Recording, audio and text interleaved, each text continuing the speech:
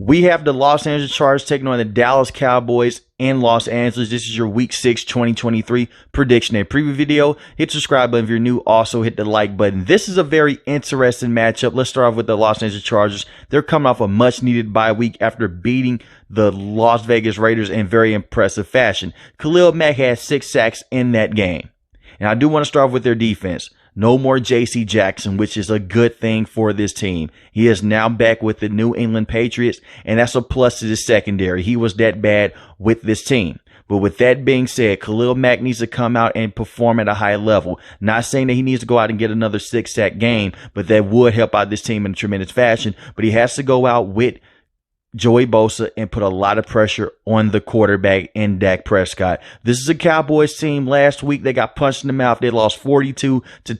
So they're going to come out very upset, and they're going to try to take a lot of anger out on the Los Angeles Chargers, but they have to weather the storm. They have a very good wide receiving core in terms of guys like Brandon Cooks, and they have CeeDee Lamb. But go out, put a lot of pressure on Dak Prescott, take the running game away, and make him throw the football a lot more in this game. When the Cowboys have won games this year, it's because they've had a lead for a majority of the game, and Dak Prescott didn't have to play from behind. Make this team play from behind, put pressure on Dak Prescott, take that run game away, and make him throw the football in tight windows. That's what the 49ers did last week. They're being very aggressive up front with the offensive line. They have to come out and do the exact same thing with this team. I know Brandon Staley is a very questionable head coach. In my opinion, he should not be the head coach of this team, but I do trust him to go out and have a good defensive game plan against Dak Prescott. So go out there, take the run game away, make Tony Pollard a non-factor. Now let's talk about the Chargers offensively. Justin Herbert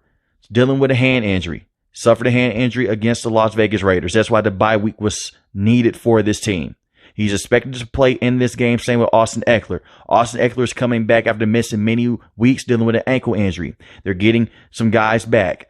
Eckler is a tremendous running back, and they're definitely going to need him. Josh Kelly did a solid job of filling in for him. He averaged 3.6 yards a carry on the season and 1 touchdown, but they need Austin Eckler to come in. He's the guy that can come in and give you a lot of good production, and he has a nose for the red zone. Very good receiving back and just very good in general, just coming out the backfield, and he can run that 2 running back system with this team. Something that's very interesting that a lot of people aren't talking about is Kellen Moore going against his old team. He's the offense coordinator for the Chargers, and I expect for him to exploit this defense of the Dallas Cowboys, but it's going to start off with Justin Herbert. The offensive line definitely has to protect him in this game, but I'm looking at guys like Keenan Allen, who has been very good this season. If he can continue to stay healthy and put up these numbers, he's going to go down to one of the best wide receivers in the NFL this season. He has 434 receiving yards and 3 touchdowns. He's one of the best route runners in the game. And you also have Joshua Palmer as well, who could take the top off the defense and be very good. But I'm looking at the rookie right here, Quentin Johnston. Only has 6 catches for 44 yards on the season. He could come out and make a big play in this game, and I expect for him to come out and do some big things as well. May not come out and go for over 50 yards in this game, but he can be very effective in other ways as well. But be very aggressive with this defense, pay very close attention to Micah Parsons, and run the football on this team. Right now, the Dallas Cowboys are having a tough time stopping the run. They had a tough time stopping against the Arizona Cardinals, and they did a decent job against stopping Christian McCaffrey. It was the other weapons that came into play. So go off balance, get this defense off balance, run the football and work off play action, and let Justin Herbert be very good in the pocket, and you should be able to go out and win this game. Now let's talk about the Dallas Cowboys. A very up and down season. Last week was a horrible week. They lost 42-10. But in my opinion, I believe that it was just a bad game. The San Francisco 49ers has his team number. They still have a dominant defense, but Dak Prescott definitely has to step his game up. And I do want to talk about Dak Prescott. Last week, 14-24 for only 153 passing yards, 1 touchdown, 3 interceptions. Now, you're going against a very shaky defense in the Los Angeles Chargers. I think Dak Prescott can do some good things in this game, but still try to run the football with Tony Pollard and give it a go in that run game. The offensive line will be key in this game. Tony Pollard only had 8 carries for 29 yards last week.